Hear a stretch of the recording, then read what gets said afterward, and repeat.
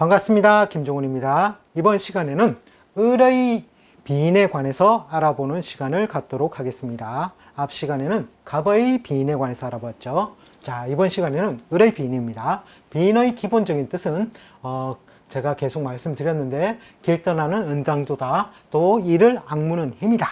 또 그리고 독하다, 섬세하고 정밀한 기술이다, 꾀돌이라고 말씀을 드렸습니다. 즉 비인 이 하나만으로도 이 세상을 살아가는 무기가 충분히 될 수 있다는 것입니다. 자, 잘 살려면 어떻게 해야 되죠? 악하거나 독해야 됩니다. 자, 그래서 뭔가 시비를 붙어도 이렇게 독한 사람하고 시비를 붙으면 참 피곤합니다. 자, 을의 경우에는 개술자가 비인의 별이 됩니다. 또 다른 신살이 하나 더 붙는데 그것이 바로 압록입니다. 즉 이 압록은 7.8기 오뚜기 정신이라고 생각하시면 되겠습니다. 즉 이 깨돌이 독한데 거기도 7.8기니까 지려고 하겠다 안 하겠다? 참 지려고 안 하겠죠. 굉장히 무서운 별입니다. 이 을의 입장에서 비인은. 자, 그럼 한번 보겠습니다. 자, 을은 개술자의 묘지가 됩니다. 즉 무덤 속에 들어간 상태라는 것입니다. 또 육친상으로 본다면 정제입니다. 정제이면서 또 만약에 이것이 팔자내에 있거나 없거나에 따라서 해석이 달라집니다. 해석이 따라서 팔자내에 있다면 연에 있거나 월에 있거나 시에 있을 수 있는 조건이 됩니다. 만약에 월에 있다면 잡기 정제격이 되어서 정제격에 관한 사항을 한번 참조해 보시면 되겠습니다. 자, 만약에 그런데 을축일이다 이렇게 되면 술해가 공망이 됩니다. 즉 이 비인의 글자와 압록의 글자가 같이 공망에 빠져버리는 것입니다. 즉 내가 살 수 있는 삶의 무기가 뭔가 좋은 글자 두 개가 좋은 능력치 두 개가 삭감되는 것과 비슷한 효과가 있습니다.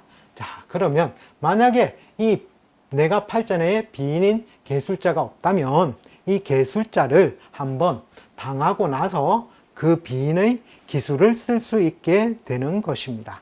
참고로 제가 봐온 바로는 대운에서 가장 그 의미가 크고 그 다음이 세운으로 보시면 되겠습니다. 자, 그러면 다른 천간의 12운성을 본다면 이 을이 무엇을 잘 써먹을 수 있는지 한번 보겠습니다. 갑은 겁재가 되는데 갑은 겁재에 양지, 천살의 기운에 들어가 있어. 즉 양지라는 것은 아직 태어나지 않은 상태, 태어나기 직전에 배가 불러서 이게 축축 길러지고 있는 상태를 양지라고 합니다. 따라서 이것은 기운이 밖으로 드러나 있지 않으므로 쓰기가 어렵죠. 참고로 이 겁재가 있어야 잘 사는 별도 됩니다.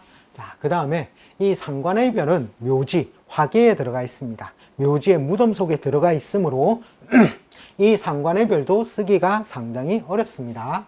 자, 그 다음에 앞에 갑목 같은 경우에는 상관을 잘 썼었죠. 그런데 여기 같은 경우에는 식신의 별도 양천살에 들어 아직 나오지 않은 상태, 길러지고 있는 상태로 쓰기가 어렵다라는 것입니다. 그리고 이게 정제격이라고 해도 무기라는 것이 어떻게 되어 있습니까? 묘지, 양지로서 굉장히 이 기운이 위축된 상태에 있다라는 것입니다. 자, 그러면 이 나에게 딱 맞는 정관의 별도 쇠지에 들어갔어. 뭔가 반환사례면 최고치를 치고 장군의 별을 하고 그리고 다시 기운이 꺾여져 가는 상태라는 것입니다. 따라서 이 편관의 별은 12운성상 관대지가 되어서 그 세력이 굉장히 강하다는 것입니다.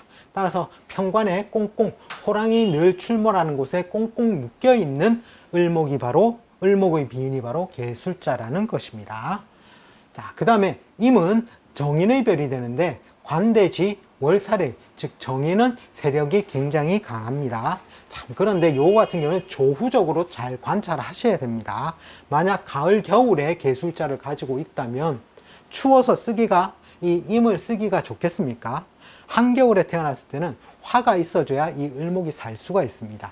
거기에 비해서 이 관대지라고 세력은 가지고 있지만 좀 조건부로 해서 쓸 수 있다라고 생각을 하셔야 되겠습니다. 그 다음에 나의 편인의 변은 쇠지로서 굉장히 세력이 쇠약해져 가는 상태라는 겁니다. 따라서 쓸 수 있는 평관과 그나마 정인의 별을 여기 같은 경우에는 그나마 쓸 수가 있겠죠. 자, 그리고 띠로서 한번 관찰해 보도록 하겠습니다. 인호술띠가 그대로 같이 들어갑니다. 굉장히 이 독하게 꽉꽉, 즉 화개살로서 묘지 무덤 속에 들어가 있는 상태로 꽁꽁 묶여 있는 상태라고 보시면 되겠죠. 거기에 압록 가지고 있으니 뭔가 7.8kg 오뚜기 정신으로 절대 꺾이지 않습니다. 진짜 남들이 봤을 때는 힘들어 보이는데 거기에 굴하지 않고 꺾이지 않고 이 비인을 쓰는 것이 인호술띠에서의 을이라는 것입니다. 자, 그러면 이 화개살은 것은 뭔가 화려한 것을 덮어 놓은 것이죠. 내가 확 꽃피웠다가 그것을 다시 신자진한테 안 들키게 뭔가 감추어서 덮고 포장해야 되는 것이 바로 화개살이라는 것입니다. 따라서 재정비를 하고 복귀 준비를 하고 또 주변을 정리정돈을 하고 또 교육이라든지 또는 종교 철학, 그 다음에 행동적으로는 동작 정지, 그리고 굉장한 인내력을 가지고 있습니다.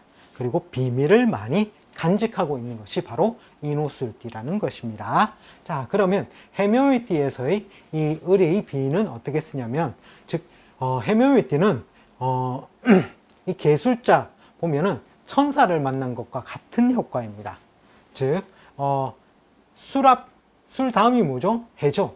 해가 볼 때는 형님격이라는 것입니다. 따라서 염라대왕 친척을 만난 격이라 뭔가 까물면 큰일이 난다라는 것입니다. 또 한편으로 해가 아직 떠오르지 않은 상태, 즉 잉태에 대해서 커져오고 있으나 오려고는 하고 있으나 아직 빛이 안 드러나는 그런 상태라서 아직은 뜻을 펼칠 수 없는 상태로 정신적인 준비만 하는 상태입니다. 따라서 정신적으로 뭔가 일을 추구하는 것은 바로 해묘미띠의 비인이라는 것입니다. 자, 그 다음에 신자진생의 경우에는 월살에 해당합니다.